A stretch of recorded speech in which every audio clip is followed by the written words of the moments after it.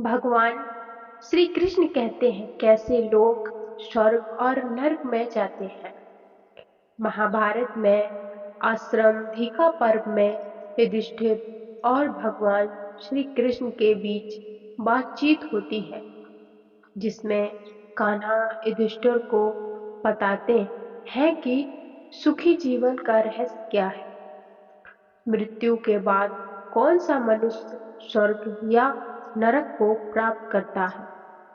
युधिष्ठिर भगवान कृष्ण से पूछते हैं कि लोग एक सुखी जीवन कैसे जीते हैं। वे कौन हैं जो निधन के बाद मोक्ष प्राप्त करते हैं।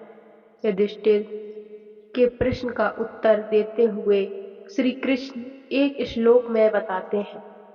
भगवान कृष्ण कहते हैं, सुखी जीवन जीने और स्वर्ग प्राप्त करने के लिए तपस्या और दान जैसे कुछ कार्य करने चाहिए। पुण्य कर्म करने से अनजाने में किए गए पाप भी नष्ट हो जाते हैं। इस प्रकार मनुष्य को नरक में नहीं जाना पड़ता। दान को मनुष्य का सबसे बड़ा गुण माना जाता है।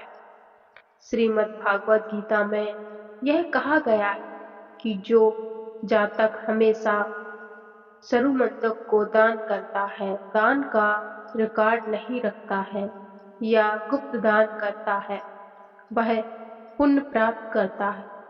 ऐसे व्यक्ति के सभी पाप नष्ट हो जाते हैं। वह मृत्यु के बाद स्वर्ग को प्राप्त होता है। श्री कृष्ण युधिष्ठिर से कहते हैं कि मनुष्य का मन चंचल है, वह इधर उधर भटकता रहता है। लेकिन एक ऐसा व्यक्ति जिसका दिमाग नियंत्रण नहीं और महत्वाकांक्षी है, वह अपनी इच्छाओं को पूरा करने के लिए गलत कार्य करता है। ऐसे व्यक्तियों को अपने कर्मों के कारण नरक भोगना पड़ता है।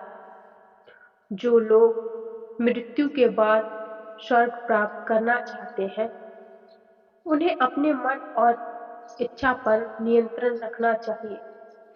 भगवान कृष्ण युधिष्ठिर से कहते हैं कि सत्य बोलना भी मनुष्य के विशेष गुणों में से एक है।